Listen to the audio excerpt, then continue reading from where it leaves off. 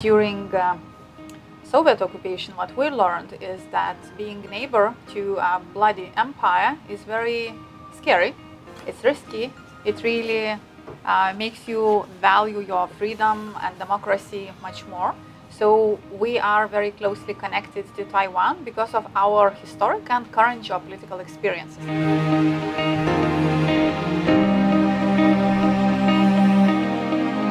各位朋友们，大家好，安打格赫，我是苏泰，欢迎收看这一期的节目。今天我们在立陶宛首都维尔纽斯，要跟大家继续讲立陶宛的民主转型以及不当党产的处置。那今天我也要非常感谢不当党产处理委员会赞助这一系列的影片，有您的帮助，我才有办法到立陶宛维尔纽斯跟大家分享立陶宛的民主转型经验。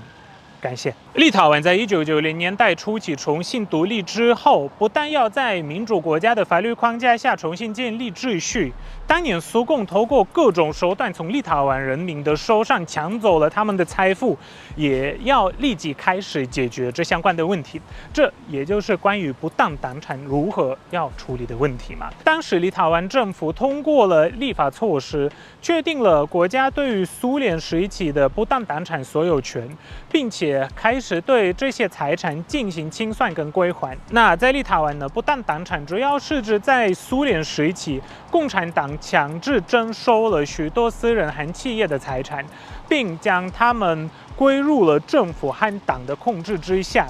当时的政府官员和党员也经常滥用职权，占有大量的财产和资源。那为了解决这些问题，立陶宛政府通过了多项法律，确定了国家对于前苏联时期的不当党产的所有权。这些法律还确定了不当党产的归还程序，包括公开拍卖、租赁和归还给原所有人等方式。那我们先看各项法律。第一个是租赁法，这个法律它是在1992年制定，它 明确了政府对于不当党产的租赁程序跟条件。第二个是国家财产管理法，这个法律也是在1992年制定，它也明确了政府对于国家财产的管理和使用程序。同时呢，立陶宛政府还成立了专门委员会，就是负责监督跟管理不当党产的清算和归还工作。在这个过程中，立陶宛政府也遇到了一些挑战跟困难，比如说有一些当地的企业跟私人个人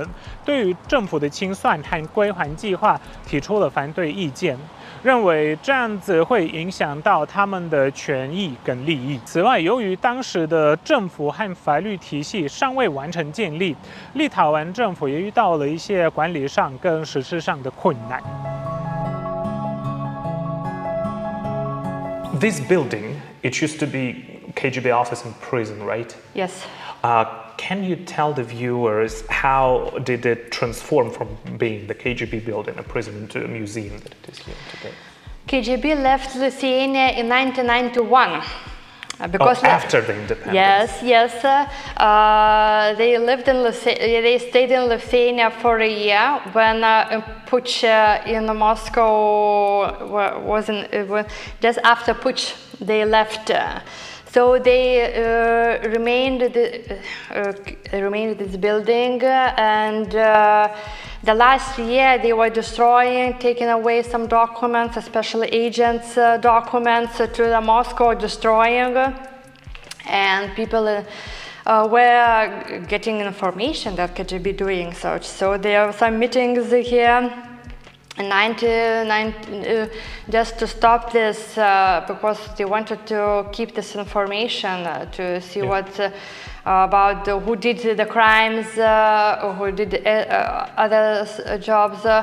So when the Lithuanians regained this building, when KGB left this, in 1992, just 1 year after they left this, the museum, just one part, when the prison was open, and just other exhibitions were later was implemented because some part of this building was transferred to trials, to archive. Just some part of this building belongs to museum. So just part on part was made. It's like natural to make this building of KGB, to make a museum of repression of pain of Lithuanians. And After Lithuania regained its independence in 1990, there have been many buildings and many former assets of the Soviet Communist Party here, right?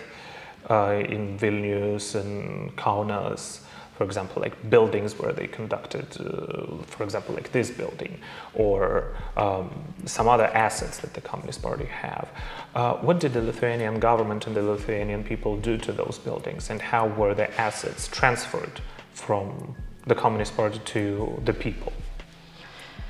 For example, Lithuanian parliament is building where Lithuanian Supreme Soviet was, and where the Central Committee of Lithuanian Communist Party, I think now it's government Lithuanian, so it's like naturally transferred into state institution of Lithuanian. So it's just some natural transformation. They didn't ruin or something. Did just a transformation into giving to other institutions. And what about, as we have just talked about it, for example, because people didn't have any private property, and the farms, they also used to belong to the government.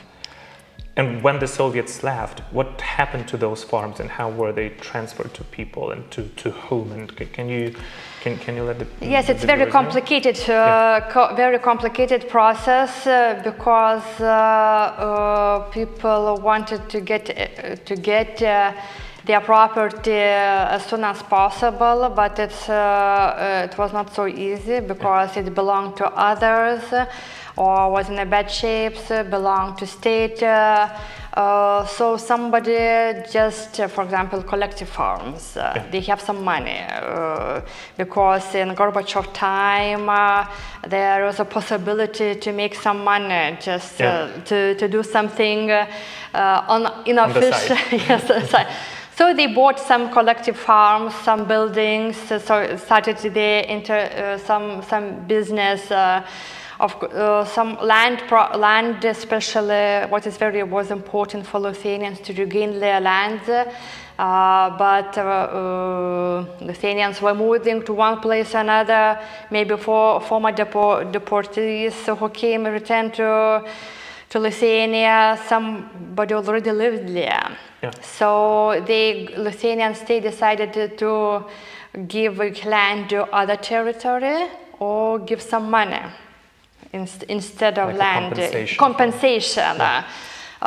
So in this way they are regaining some property or compensation, but it's very complicated in Vilnius, in Kaunas, because the land is very expensive, the property very expensive, and the state local government don't have such money to give. So they give lands or properties some in the place maybe people don't want, but the process is already finished, regaining of property.